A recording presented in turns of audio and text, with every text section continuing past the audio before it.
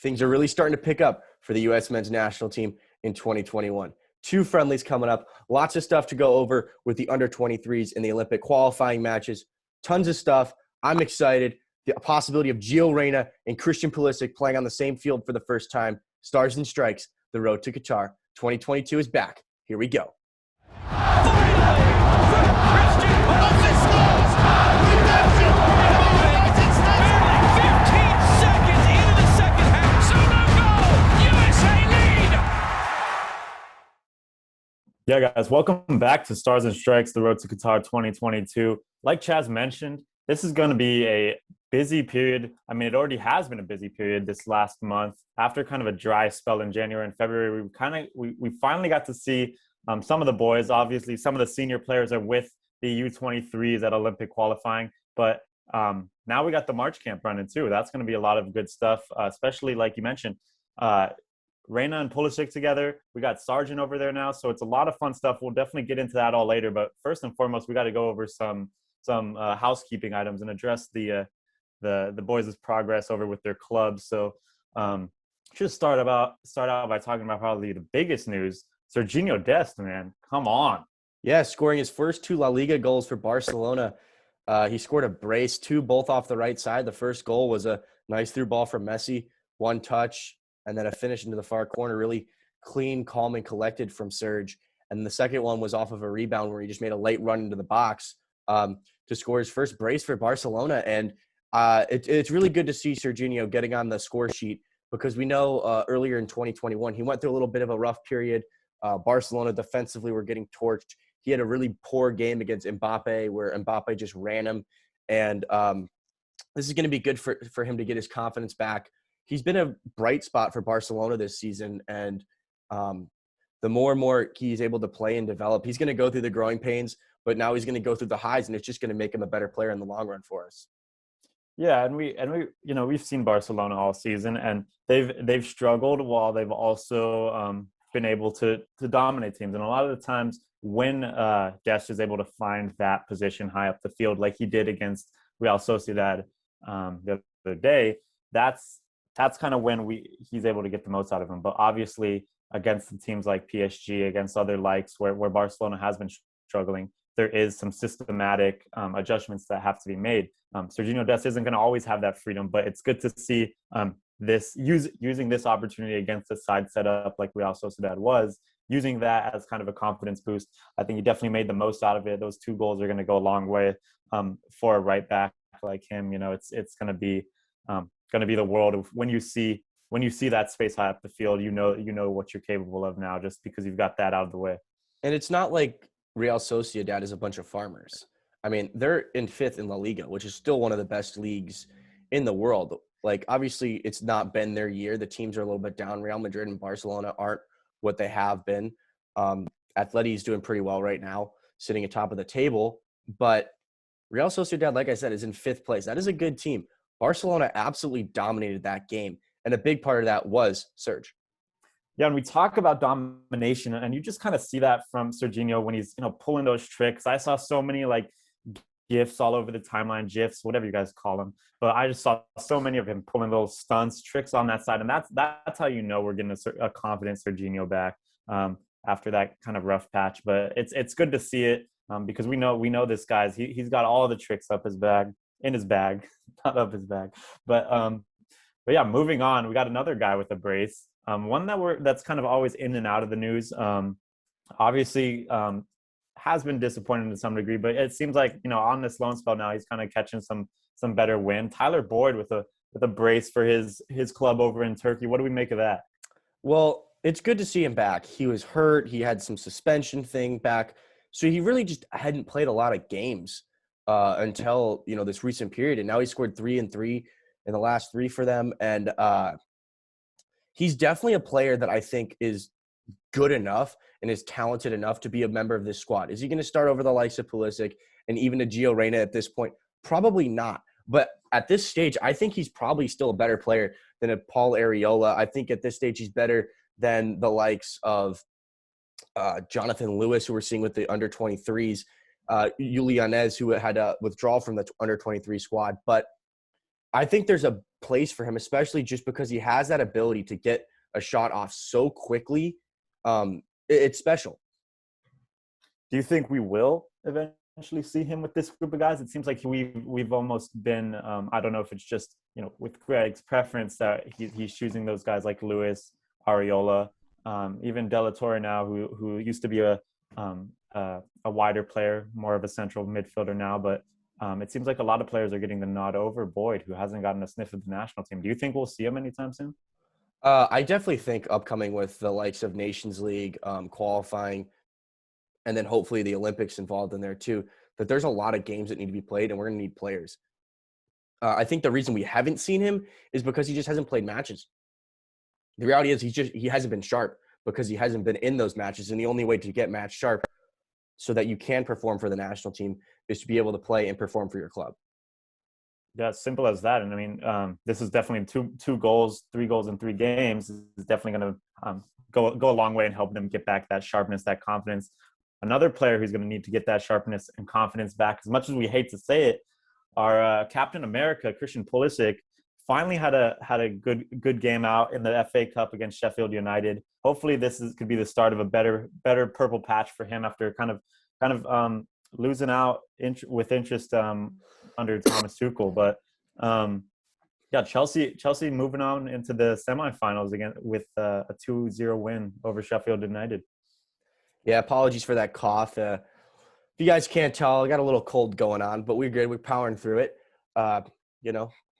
Only the strong will prevail. And hopefully Christian is one of those strong guys that can prevail, because a lot of the conversation, we had an episode, we talked about should Christian leave Chelsea, what's going on. He's in and out of the team, coming off the bench mostly.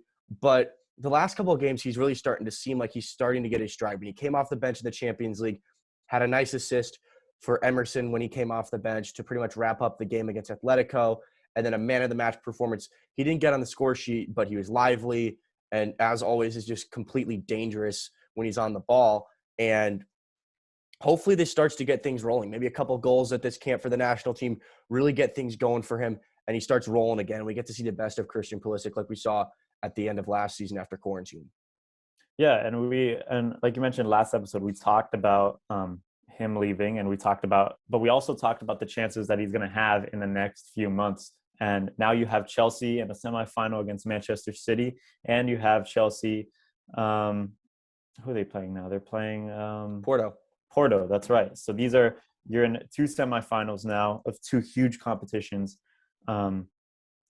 that he's going to have the chance to affect, and seeing him kind of get into some better form now is a good sign, because if he is able to perform in these big games where they need a player to step up, that's going to go the distance in getting that, stepping ahead of, Hudson-Odoi, Ziyech, players like that, moving up the pecking order once again. Yeah, well, don't sleep on Porto. I mean, they made Weston McKennie and Juventus look a little silly. So they still got to go to the quarterfinals before they go to the semifinals of the Champions League. But I mean, to your point, you're exactly right. And Giovanni Reyna and Borussia Dortmund are going to be on their way to take on Zach Steffen. Well, probably not. He'll probably be on the bench for Manchester City, but they're going to go take on Manchester City in the other quarterfinal matchup that we have U.S. men's national team players involved in the Champions League. And I think this is going to be a big test for Reyna and that the black and yellow.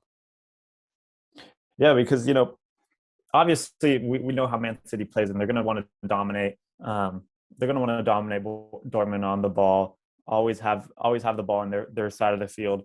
But I think what this game comes down to is the service that Haaland gets, and that's gonna, if Gio does find himself playing in these games, it's gonna be a struggle getting that service to Haaland. So obviously Haaland is their main man, their front man gunner up front. So you gotta get him that service if you want to have a shot against the Man City defense. So it's a lot of this game is going to come down to Gio Reyna and their attacking midfielders, their fullbacks, and getting the ball through that high pressing Man City team. And you mentioned that they're going to have a bulk of the possession and be in the Borussia Dortmund half. So I actually think that plays into the likes of a guy like Gio Reyna. Letting him be on the break when he's able to get his head up and pick out the run of, like you said, Erling Haaland, of Jadon Sancho, and those guys, I think that it could actually play into Dortmund's hands. And that's probably, if they're going to win, they're going to have to be effective and be clinical on the break, because Manchester City is not going to give you a lot of chances, and they're going to have to make them pay. So the balls into Holland are going to have to be great, and they're going to have to be playable. They're going to have to be played in the right spot with the right weight on the pass, something I think Gio Reyna excels at. And that's why I do expect Gio to be in the squad and be in the starting 11 for these games, because I actually think the way Manchester City plays and how Dortmund will have to play to beat them actually suits him. Yeah, and granted, Man City is a great team, of course, we know that, but we have been able to see them broken down by the right opponents with the right strategies, and taking them on the break, like you mentioned, through Gio Reyna is exactly the way that you're going to have to do it. Whether or not Pep Guardiola is ready for that is a different story, if he's going to change his tactics to counter that as well, which would be interesting to see.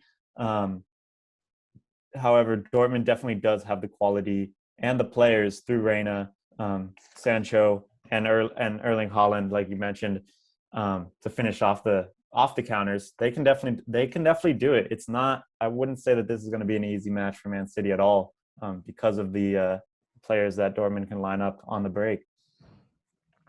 Yeah, moving on, we're going to get into a little bit of under 23 action just before we get to the senior March camp conversation. But 4-0 victory against the Dominican Republic in their second match of the Olympic qualifying tournament.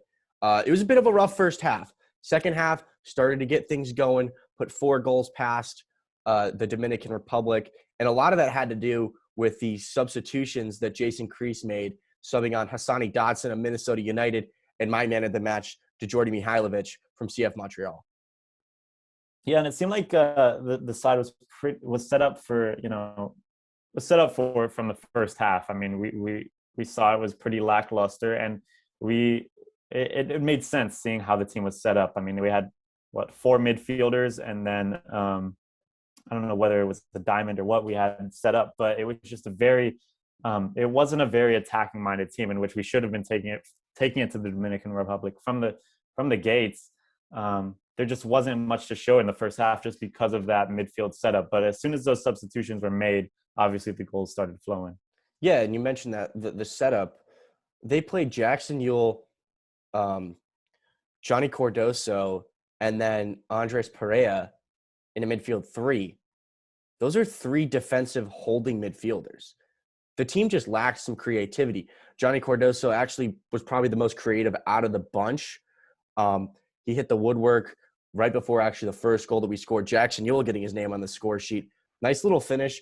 But regardless of that, there just wasn't really a player that was able to break down that defense.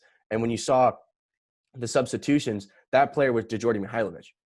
Came on, 2 assists to Hassani Dotson for Hassani Dotson's brace, and then scoring a goal himself. He was the difference maker, and he needs to be in the lineup for the Mexico game, and most importantly, the semifinal game coming up against, well, who knows at this point. Yeah, it seemed like really all they needed was that one switch, because the light bulb went off as sort of Djordje Mihailovic came in, and things started ticking. Obviously, 4 goals in the second half is huge. I think it's a huge statement as well, because Mexico also took on Dominican Republic a couple days ago, got a 4-1 win over them when we got the clean sheet, a 4-0 clean sheet. So just seeing that we have the attacking capabilities, showed up to Mexico that we're here, we're ready to play at your guys' same level, if not better. And so this next game against Mexico should be interesting for sure.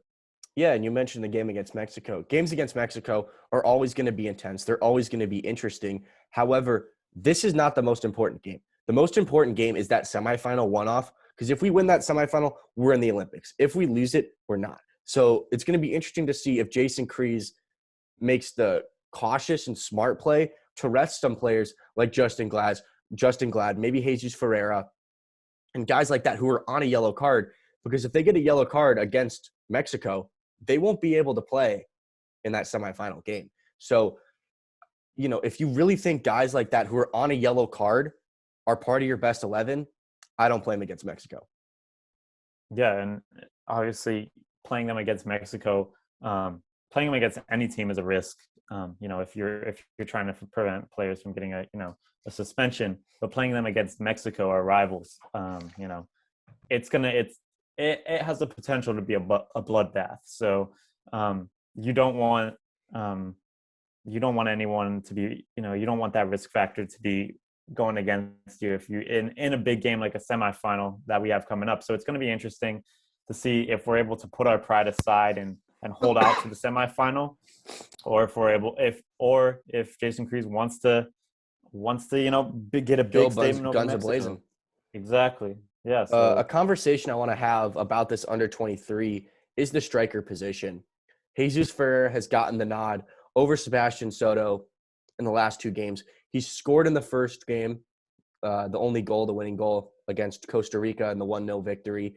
And then in this past game against the Dominican Republic, he was pretty much he was ineffective, if that makes sense.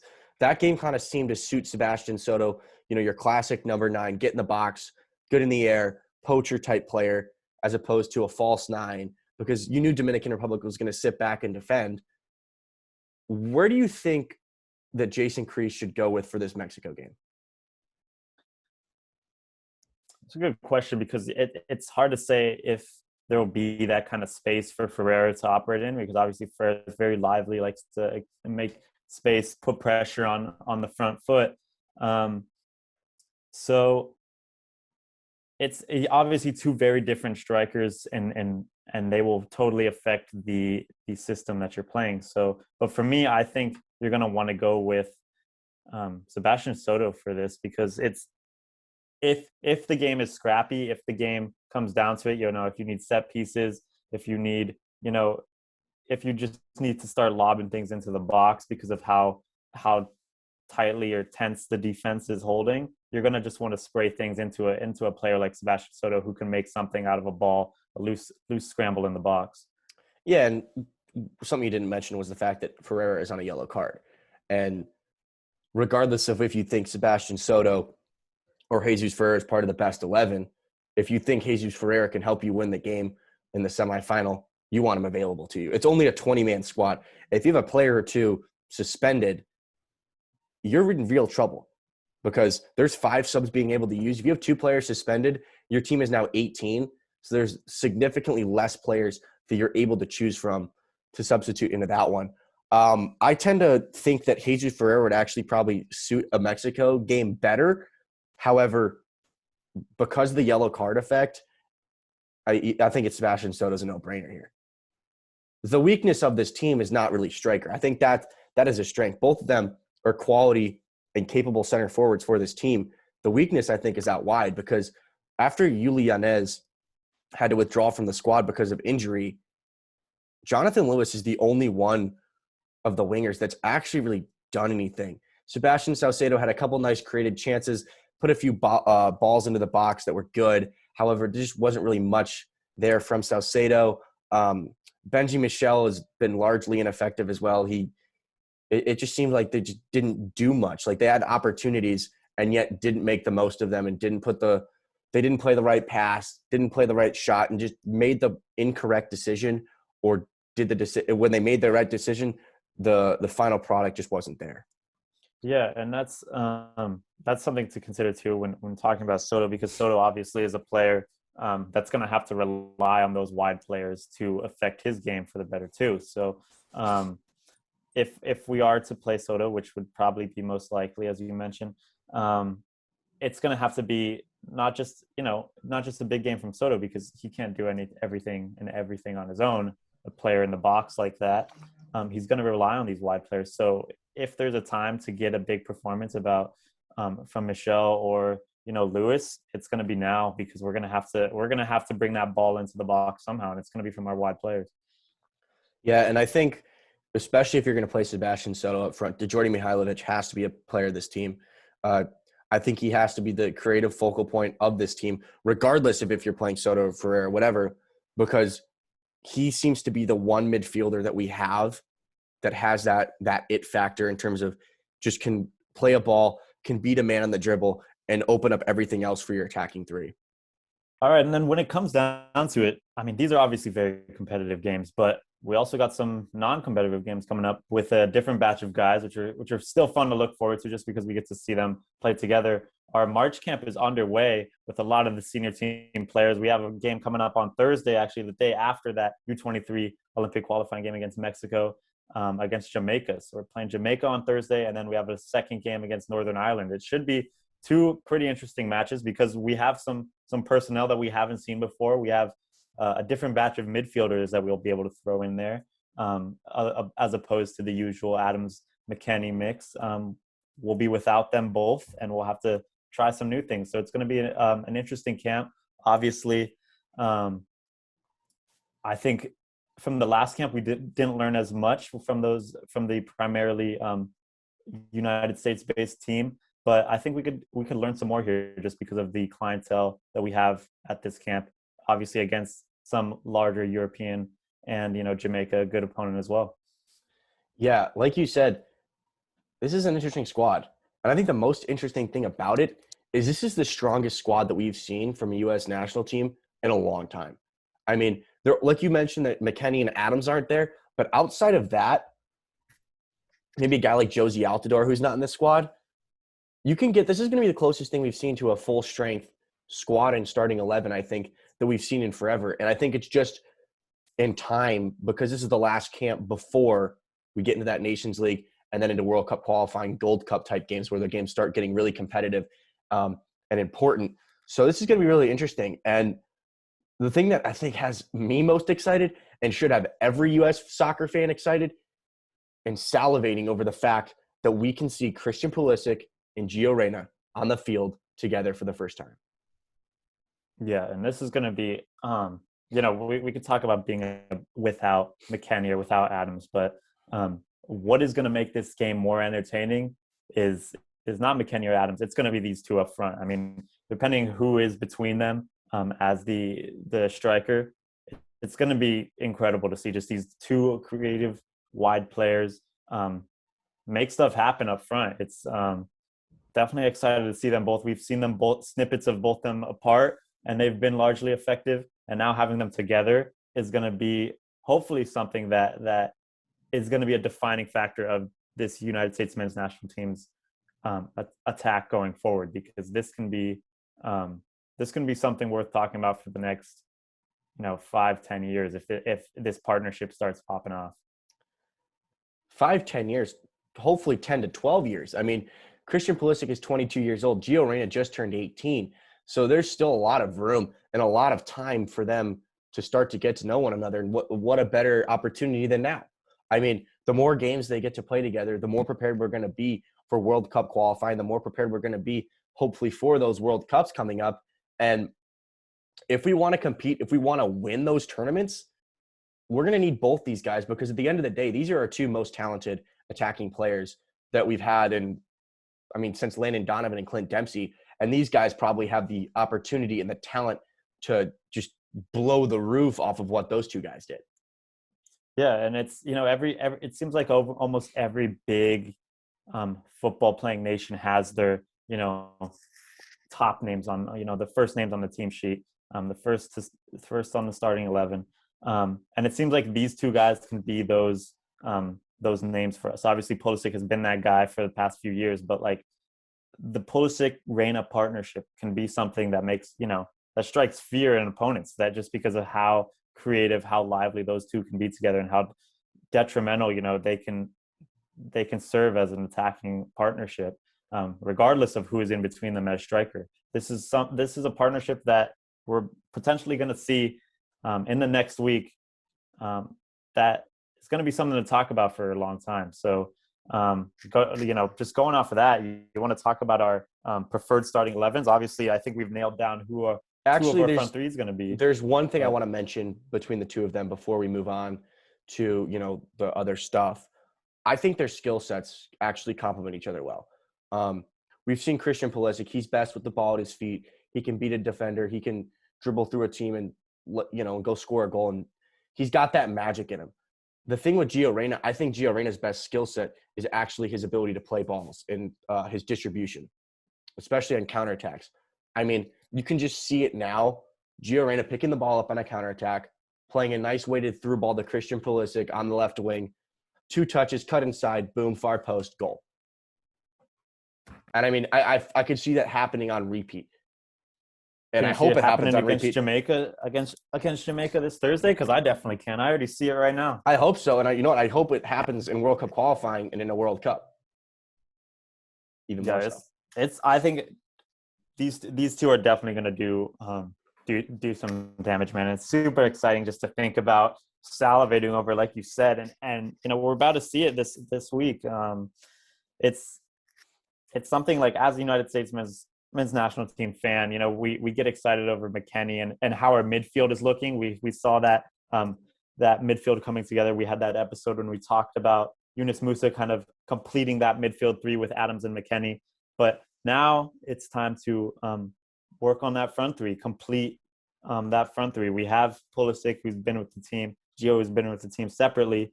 Them two together are going to be 2 puzzle pieces, and then ultimately, hopefully, getting Josie in there together will be the completion of that front 3 and seeing them all together that we've been longing for. You know. Yeah, and just gonna try to move the conversation to you know, the squad more as a whole. Tim Weah and Tyler Adams had to back out of the squad due to COVID restrictions. We thought Joe Aquini would have to also back out of the squad. Turns out he actually is able to be in the squad, so he's back in contention for these 2 games. A couple guys that coming in for their first camps, Brian Reynolds. Hopefully he gets his first cap since moving over to Roma. He recently debuted for them. And then a guy that just declared for the U.S. We haven't talked about him a lot. Jordan Cebachu from Young Boys. 10 goals and 4 assists in 24 games in the Swiss Super League for Cebachu, playing, like I said, for Young Boys over in the Swiss League.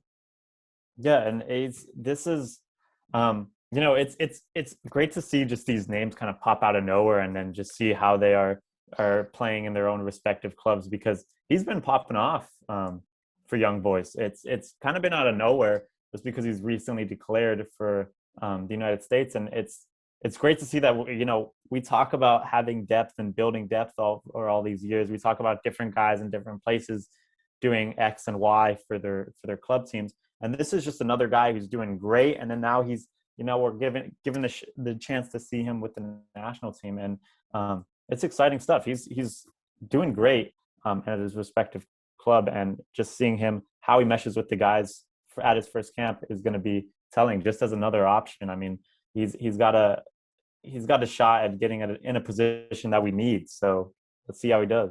Yeah, and he really popped off at the beginning of this Europa League when he scored 3 goals over 2 legs against Bayer Leverkusen. Surprisingly, he didn't really play at all in the next round against Ajax in the round of 16. So that was a little bit shocking. But like you said, another guy coming out of nowhere, and another guy we get to add into that striker pool, because that is one of the positions that we don't know who that guy's going to be going into camp because of the injuries to Josie Altidore. And the more guys that we have in the squad that are scoring goals, you add that to the likes of Joe Aquini, like I said, Altidore earlier, Josh Sargent, who's in this squad, guys who are in the U23s, Jesus Ferreira, Sebastian Soto, Daryl Dike's in this squad too. It's good, because at the end of the day, you can't win games without goal scorers. Yeah, and it's almost getting to the point where we have so many different options for strikers. Somebody's going to have to take their opportunities by the reins and say, like, we're the out and out. I'm here to directly compete against Josie. If he's going to be the considered our main go-to, somebody has to, one of these options, like you mentioned, all of these guys, it's going to have to take control. I mean, Jalkini and Soto have done a good job in camps past. I mean, just off of sheer numbers and their goals and the games that they've played. But I think now will be a time for Cebachu to kind of get that statement in as well, because, you know, we've seen it from Jalkini, Soto. That's why they've been with their respective teams. You know, Soto with the U23s and now Jalkini back here.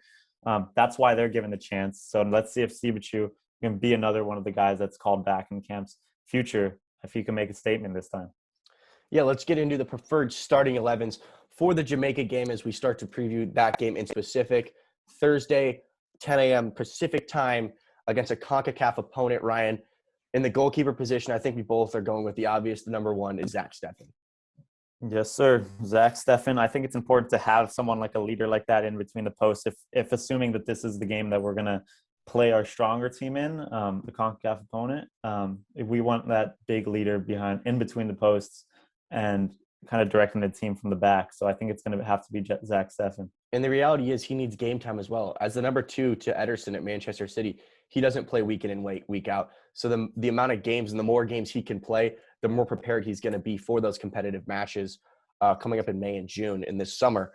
Moving on to the defense, let's just do it as a whole unit. I have my reasoning. I'll explain it later. But left back, I went with Anthony Robinson. The 2 center backs, John Brooks and Aaron Long.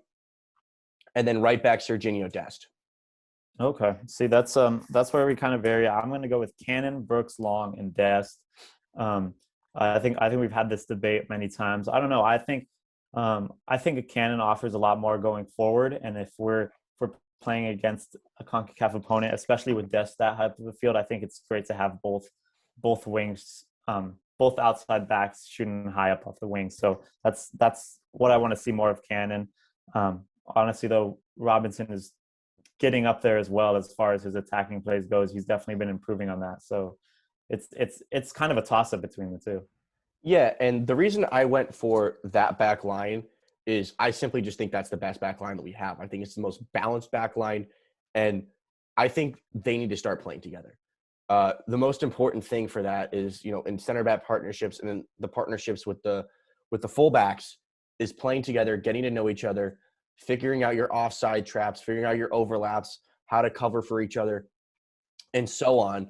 And like I said, them playing together is just going to have them more prepared for those competitive matches in the Nations League, in the Gold Cup, and most importantly in World Cup qualifying.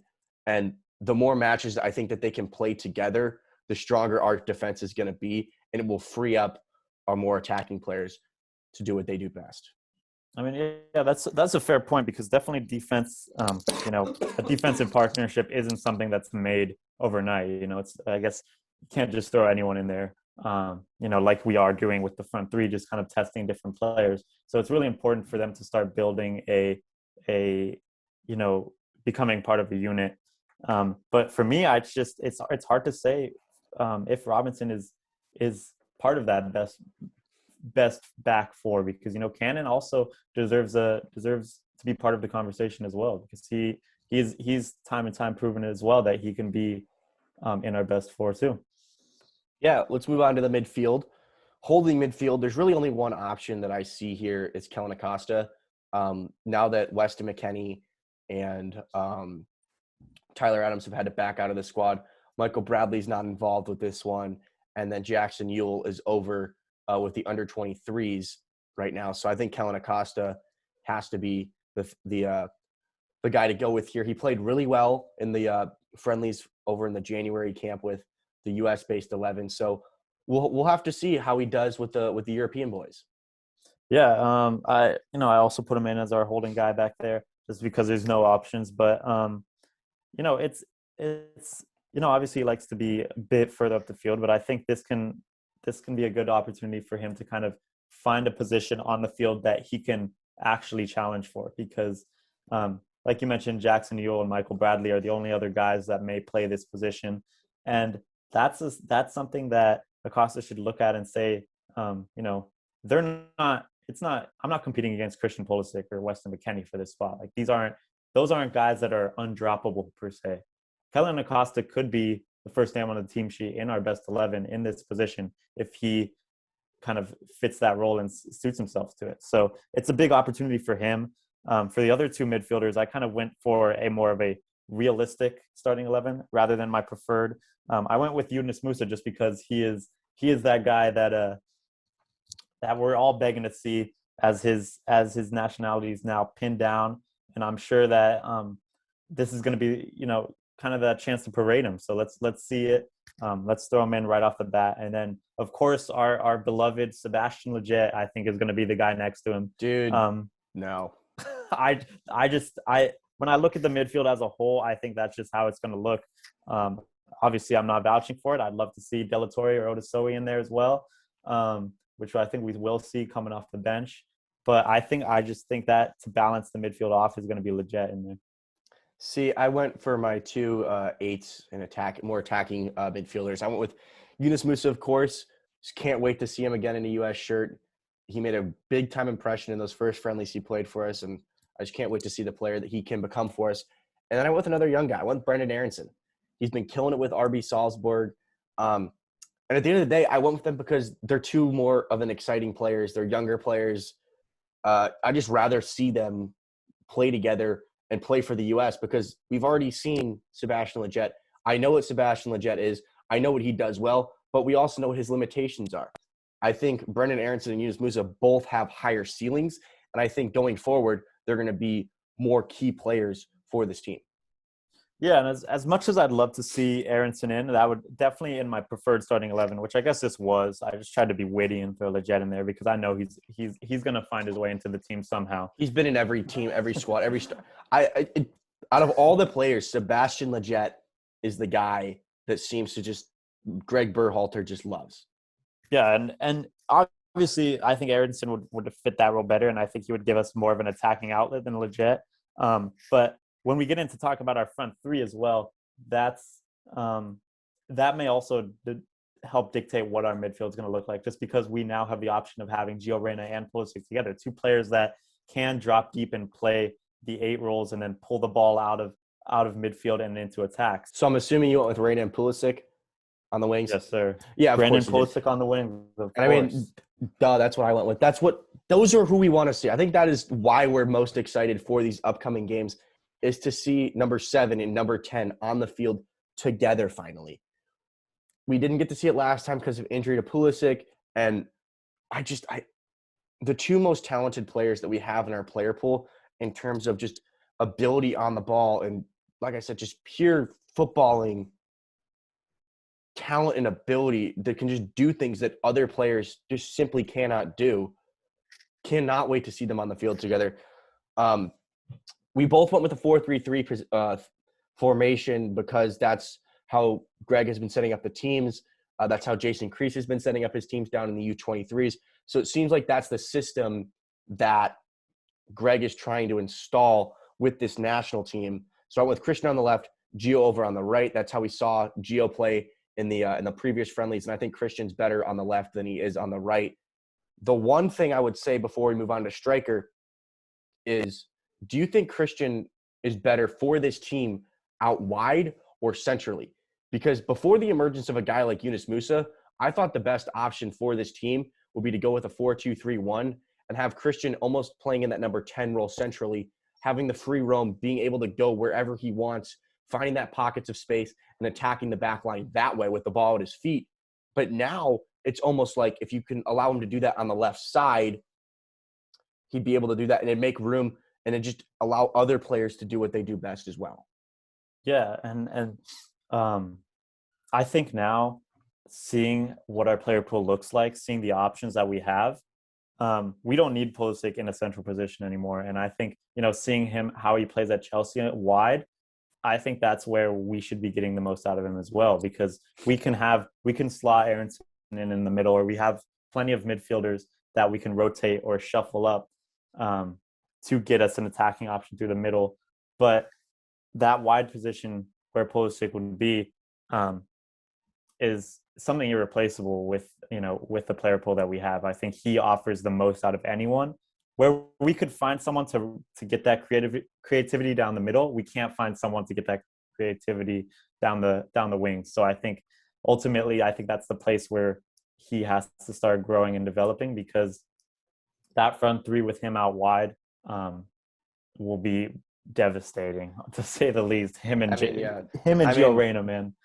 Right backs, fullbacks, beware, because he's going to absolutely terrorize them on that left wing, especially in a CONCACAF region where, granted, the right wing back position is probably not the strongest for Mexico, Canada, Costa Rica. So definitely a lot.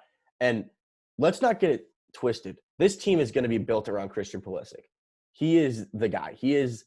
We've talked about how he struggled, but when he's struggling, he's still 22 years old, and offers so much more and can do so much more things to hurt an opposing team than anybody else we have. Like, we can't get it twisted. He hasn't had the greatest 2021, but this dude is legit. He's probably the best player that we've ever had in terms of his ability right now. Yeah, and then when we talk about getting that, getting the best out of that ability, because I totally agree with you. I think he is the best player we've ever had as far as, you know, raw talent. But when we talk about getting the best out of that, I think it's going to be on the wing. I mean, we've seen how he can torch people at Chelsea, and I think down the middle would just be kind of capping that potential, you know, a bit too soon. I think on the wing he can offer so much more. So and being on the wing also allows him continue. to cut inside, which he does really, really well when he's we go back to the thinking of how he played coming off of the restart in 2020 at the end of the year, where he was one of the best players in the Premier League, and that was playing on that left wing. And if he can continue to do that for the national team, and if that's the role that he can do, we're going to have one of the best wingers and one of the best players in the world.